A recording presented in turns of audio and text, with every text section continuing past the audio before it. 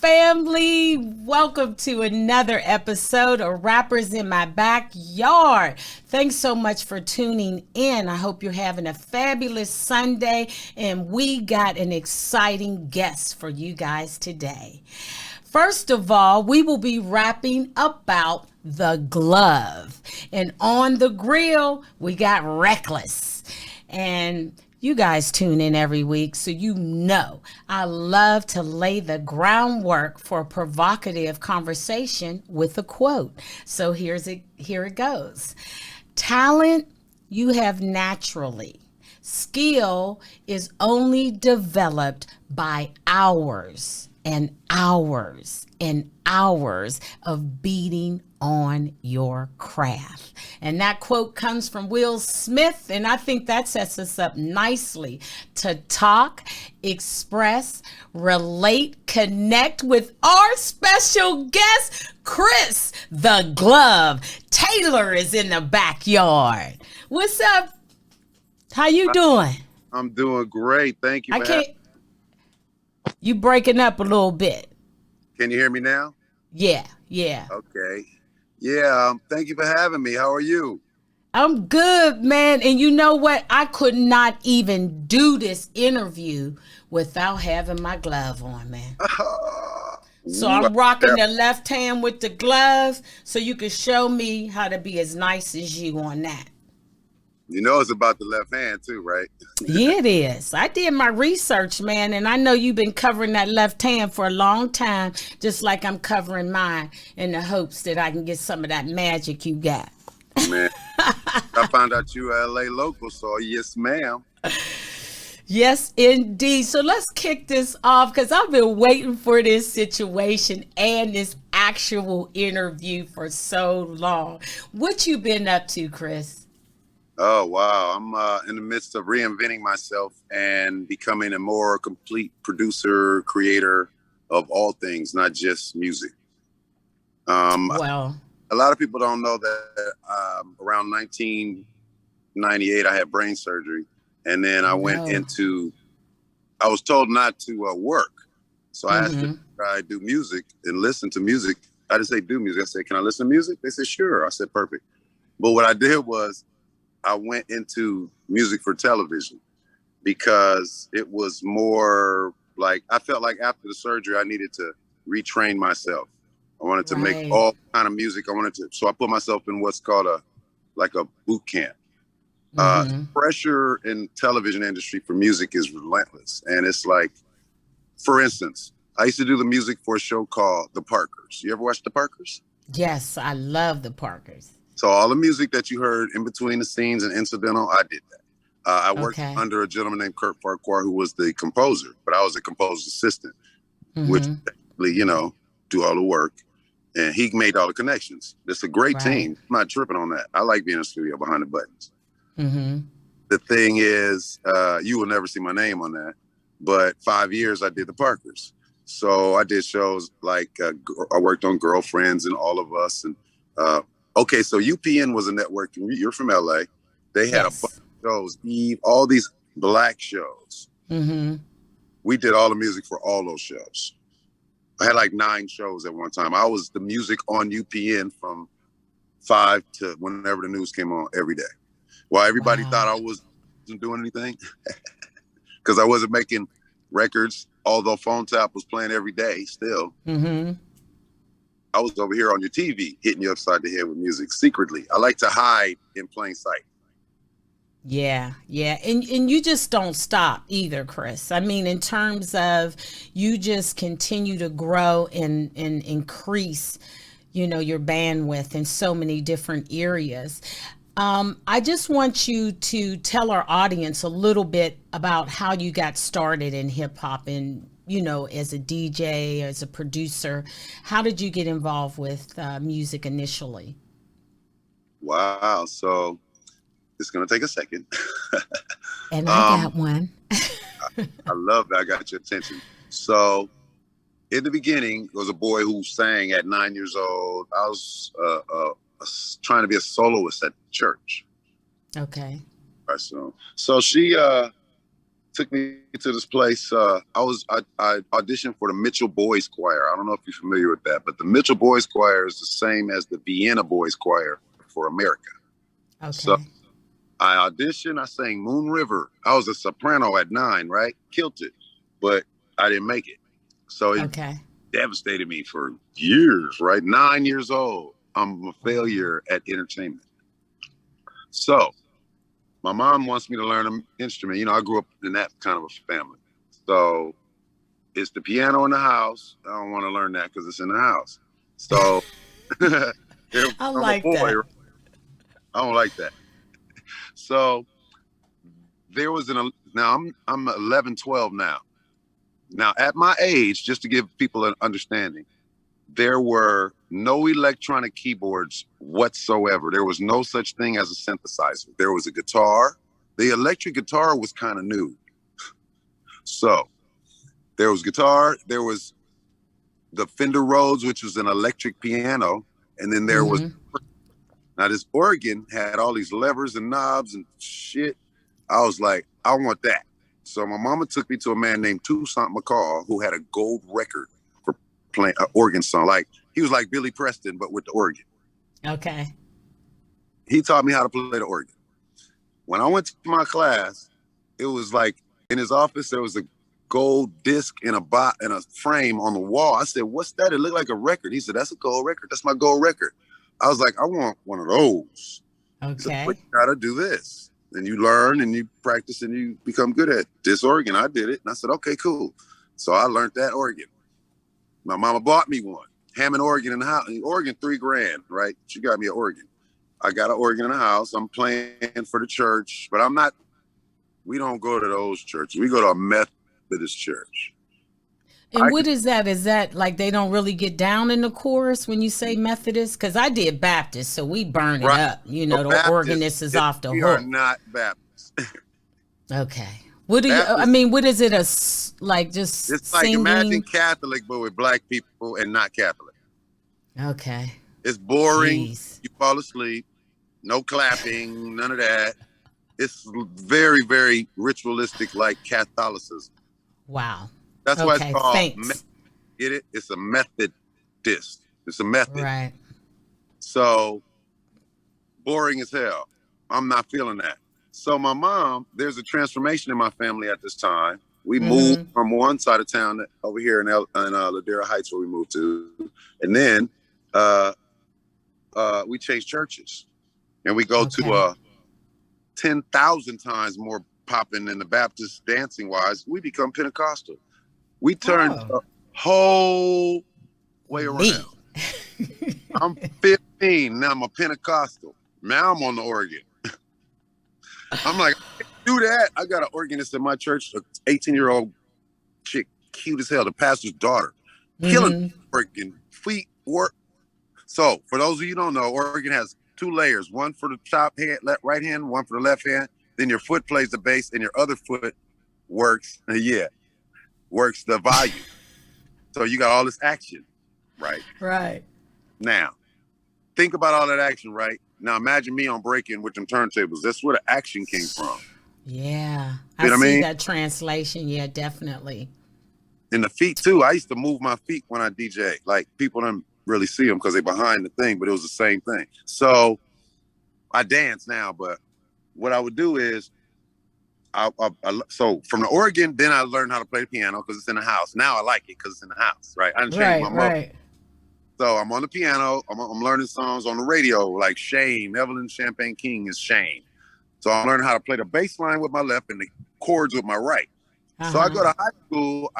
My mom puts me in music. Skip over from junior high. I was at Henry Clay, which Patrice Rushen went to Henry Clay, and so many people. I can't even think of their names. Julian Jackson, my mentor. James Reese was DJ. Julian Jackson is basically the guy who made Prince. Like people don't know, he's DJ. The DJ. We're very influential DJs. So you know what you're talking about DJ, I want to know how as a DJ are you able to provide the momentum or the soundtrack for so many people's lives, as a DJ? Yeah. I'll tell you what I love is the fact that, okay, so I was kind of a cheap DJ. When I first started DJing, my first experience going beyond all of the learning technology shit, that's kind of a boring story, but I had to learn even how to what are they using as a DJ? What is a DJ? What do they use? How do they use it? What is this thing between record players? Because they were record players, not turn. Then I learned about turntable platters and turntables and blah, blah, blah. This is now 1980. Okay. So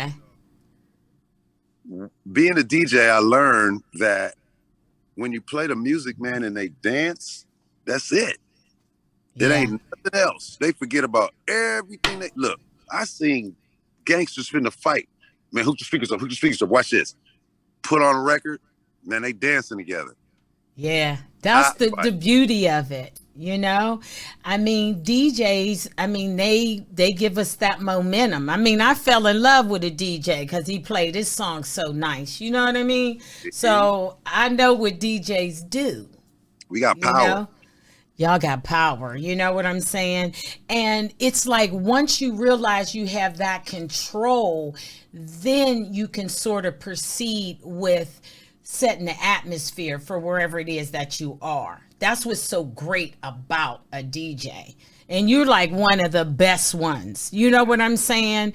And speaking about one of the best ones, let's talk a little bit about your experience with working with Dr. Dre on the Chronic. Because, I mean, dude, you are the secret GOAT of the West Coast. You are behind everything that, you know, is winning, everything we were able to get back on the map with. You know, and with that record, that kind of set everything up for the West Coast to the point that if it don't sound like that, we ain't trying to eat it. So let's talk about your involvement with that, because that's huge. Okay, so yeah, well, okay. It's funny. So what happens is I did a record, Reckless, right? The one you was talking about. And it sells, the soundtrack record sells 4 or 5 million copies. We get these plaques, right? So I wanted that award. I got it. First time out, got a platinum. We was like, where the gold? It was like, this is better. Yeah, okay, way better. We'll take better. So from that, I stopped doing rap, and I wanted to try to be back to R&B. Like, remember that record? I wanted another one like that. All them records was R&B. We just happened to, they called from Reckless and they called from Polydor and say, can you make one of those talk records from a thing in the movie? So fast forward to Dre. I meet Dre in 1989 in my front yard. Okay. He comes over with my best friend at the time, Dave Jaquette. And Dave's like, this is my boy Dre. He says, I told him you do music. He said, take me over there. Because you know, everybody didn't do music back then. Now everybody has something in music, some sort of hole or stock. But back then it was very few and far between, especially he would tell him like, no, he goes to the studio, like the big studio. You know, he was telling him something like that. So, you know, I had my boy Dave in state-of-the-art spots. He didn't know that top of studios until later. Right. But so Dre comes in my house, I play him some music, and we talk a few times, and then he's like, I need somebody that can, you know, kind of do what I do. And he was trying to explain that he was a full producer, he mixed and blah, blah, blah.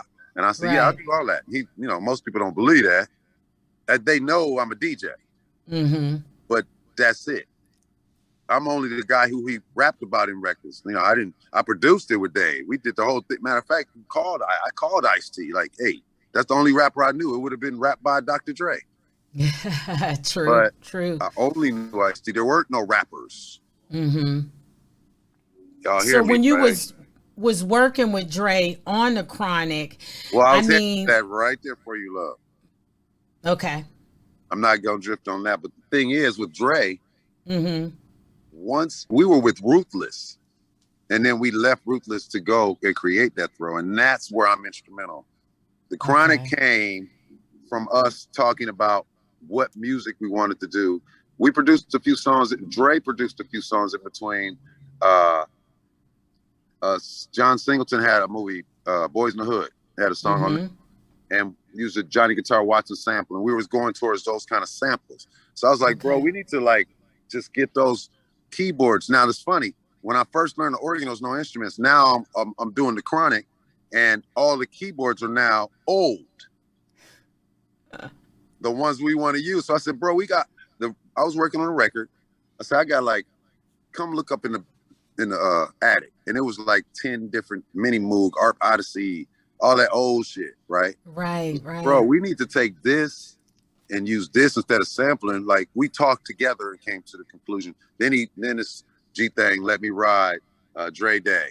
See what I'm saying? Parliament. Yes. The influence. So that's me. I like G-Funk because I know it's glove funk, but everybody else thinks it's something else, so I let them have it. But I know I talked to Dre and we came to a conclusion, and then he made this record with not just me, but several. But I was instrumental in items in his brain, more so than just the tracks. I did put a song on that Chronic album, and I mixed it with Greg Royal. Shout out to Greg, because we knew the studio. So the thing that I like to tell people is that during these times is when I introduced Dr. Dre to the SSL. Okay. And I know we can go on and on about the whole Dr. Dre thing, because it's such a huge part of just everything, especially the legacy on the West Coast. And the Chronic. And the Chronic. That is out. Yeah. So, I mean, gosh, we're going to have to roll back around on that one, Chris. What you lighting up, son? Sweets. It's my brand. Okay. We haven't got to that yet. We're going to get right to that. Yeah, get right to that. And you know what? Since you lighten up, I might as well lighten it up. Let's take it to the grill, fam. Let's take it to the grill. Burn some stuff up. Oh, yeah. Yes. And on the grill, we talking Reckless today. Chris, we talking Reckless, not only as that being one of your most instrumental songs that you put out and has opened so many doors, but I want to talk about what Reckless means as it refers to the DJ when you was back in the day. You was cutting and scratching, you know what I mean, and manipulating and remixing. What are we doing now with this new DJ thing? Talk to me about Reckless versus like the new DJ, because I don't think they reckless. I think they just less. You know what I'm saying? That. I mean, I'm just trying to keep it gangster. You know what I mean? That's what I do on Sundays, Chris. I keep it gangster. So let's talk Reckless and give me your expert opinion, because after all, you are the glove. So let's go. Okay, so I like the DJs nowadays. Okay, first off, the technology. I love turntables and all that, but them heavy, the wax is heavy, and evolution moves forward in technology. It's like I take an MP3 over 800 crates and an internet that I can get any song in the world. So I'm not upset with a controller as long as the platters are big enough. So with the tech, I'm cool with. I don't like Serato. I like Record Box. But outside of that, the DJs. I mean now. Okay, so I kind of feel kind of embarrassed because we kind of started that. It was like when I started DJing, the DJ weren't reckless. They were in a box, in a booth, remember? Right. In a DJ booth, you didn't even see them, you just hear the music. I was like, we want to be on stage. I want to stand there. And that's what the reckless concept. It's like we're, picnic in the park, round us. Put the speakers next to the DJ. Yeah. Yeah, it did become the nucleus of everything with you guys. Whereas now, even though these new DJs are up on the stage, I don't know. When you Reckless to me, when you was doing this thing, it came with personality, it came with swag. Now, you just back there, just putting down CDs and stuff, and I just don't see that same passion in today's DJ. They're playing, but they ain't really playing. Nah, see, today they're not really DJs, they're playlisters. You know what I mean? Yeah. And they're not selectors either, they're playlisters. They'll go find somebody else's playlist and play those records. Like, I always get cats beat that are DJing at the 80s clubs, for instance. If they don't have gray hair, they don't know the music. I can go play only B-sides and blow that dude. Let me tell you what I did. My boy, being reckless, right? DJ Battle Cat. So Yeah. DJ Battle Shout Cat, out to Battle Cat. shout out to Battle Cat. And my Love boy him. Peanut Butter Wolf, and shout out to Egyptian Lover. So Peanut Butter Wolf has a club Mm-hmm. down in near Eagle Rock, Highland Park. So I go play at his club. It's got a Bozak mixer that's all knobs, no faders, right? Okay. I'm up here rocking this. This is what I learned on. So I'm rocking this Bozak, and Battle Cat's watching me. Then Battle starts, and I quote, he uses Shazam on like 11 of the songs I played. This is Battle Cat. Wow. I can play records that'll have you dancing you never heard of. Mm-hmm. So that night, I chose to play only B-sides. And I played B-sides of all the stuff that I was playing that was all hot, that nobody, I didn't cover my labels, but I just would rock so fast, they never see them. Mm-hmm. But that's what I mean by the DJ being reckless. So they're not selectors. They're not cutting as well. I got the Sweets Lounge now, and you got to come on my show. Sweets Lounge is me DJing and Soul Train dancing. That's it. Oh, okay. I would love to check that out. I'm going to have to check that out. We're going to start taking soon. I'm going to start with a fashion show. Oh, okay. Different kind of fashion show. Then you're going to take it from the fashion show and we're going to sashay to the turntables. Oh, yeah. Hey, you're going to have to teach me how to rock with the one glove. Because, like, with the reckless thing, it's like, I want to know what that glove did for you. When you was on them turntables, what about it wearing that glove just made you come alive? Like you became on beast mode with the glove. I mean, I look for your specific glove. They just out of them. You know what I mean? So tell me, what did that glove mean to Chris the Glove? Well, it's funny because the way the name came to me, I was given that name. I didn't name myself. Who gave it to you? Who gave it to you? So when I went to deliver speakers for this club radio, they had to be the DJ, and what was my DJ name? And I said, oh yeah, I'm DJ Chris. They was like, nah, we'll have a name for you when you come back. You play at 11. Wow. I thought that was a lie somebody told me, and I read that somewhere, and I was like, I'm just going to ask Chris myself, because that sounds, it sounds kind of, It don't sound like listen to the story. It sounds bigger than life. I showed up at 11. The sign said the glove, 11 p.m. I said, that must be me. I didn't know what the name was going to be when I got there. I walked in and saw the glove, 11 p.m. I said, it could have been a dude in the bathroom supposed to have been a glove. I went up on stage and started DJing, and he was like, fuck that. I ain't going up there. That nigga's the glove. So did they just hand you a glove, or did you come with your own spiked glove? What was glove? No glove. So the first night, name and light. Jeez. I'm the glove. Right. I never wore a glove. I wore a glove in the movie. That's what I seen. I only seen in the movie. I said, when I get with Chris, I got to see what was up. Was that just like a one shot for the glove, or did you not have the same feel with the glove?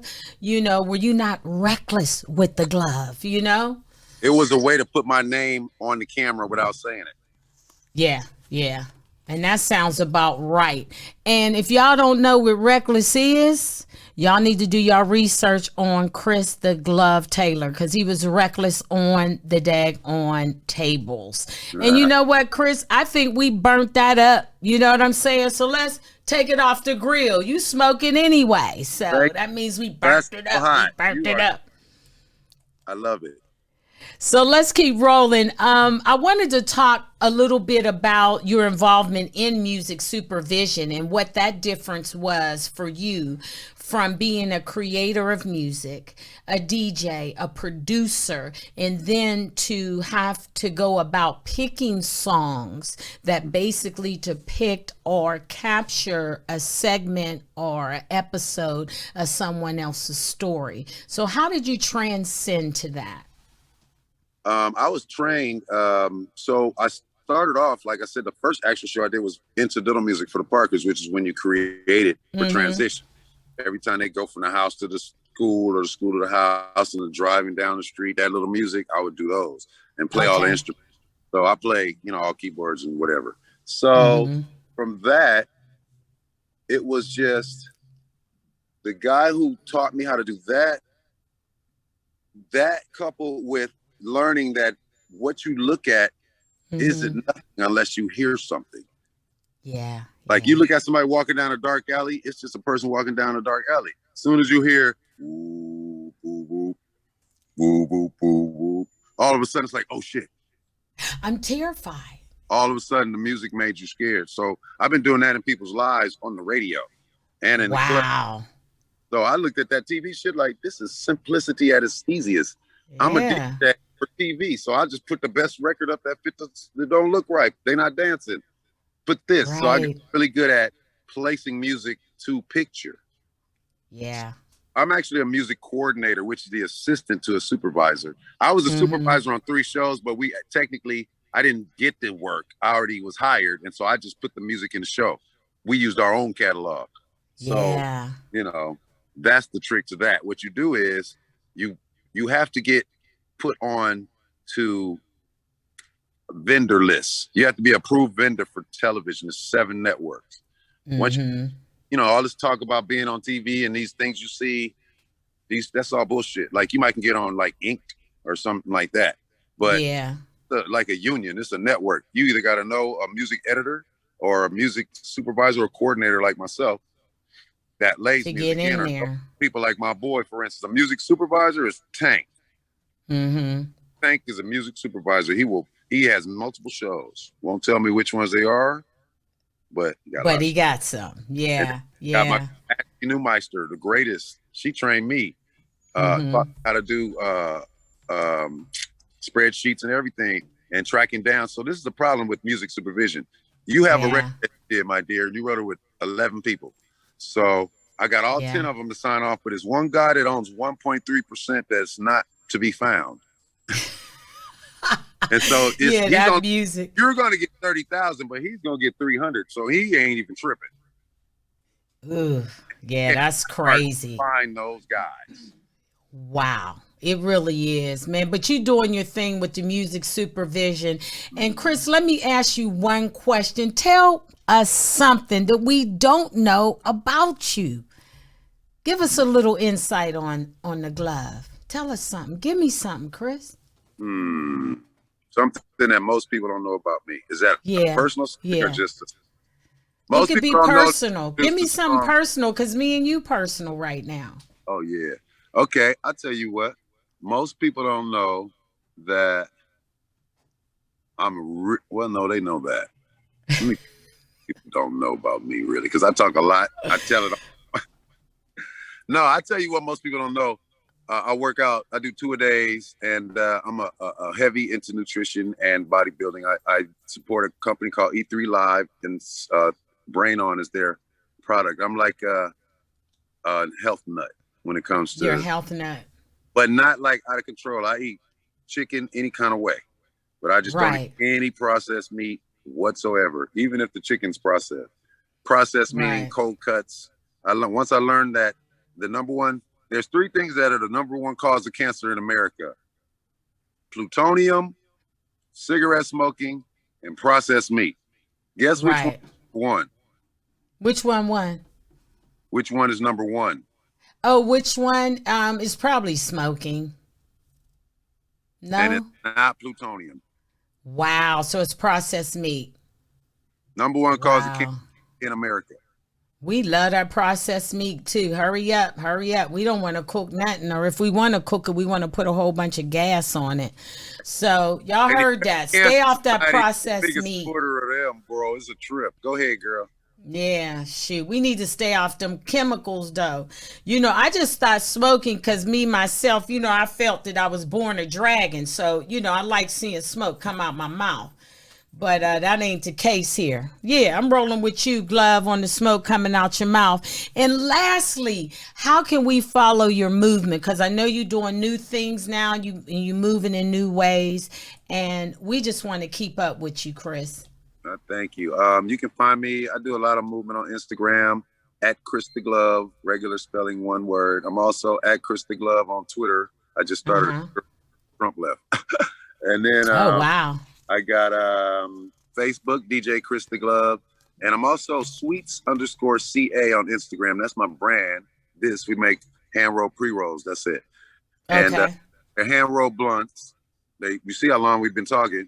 Yeah, shoot, you still burning over there. Name one. We could have did an hour show and you still would have been smoking. It's only halfway. Look. Yeah. So, that's good and I smoke, man. As well. But yeah, that's sweets_AG athletic gear. You can find me all over. On 420, cool. I'll be taking over Nug's Instagram at noon. Okay. It sounds like a plan. You know what? Let's go. Would you say, Chris? Come dance. Oh, come dance. All right, we're going to check you out. And you know what, Chris, let's go back to the quote because, it just set the groundwork for both of us and we just, roll through it so nicely. Talent you have naturally. Skill is only developed by hours and hours and hours of banging on your craft. And Chris the Glove is banging on his craft, y'all. So take notes.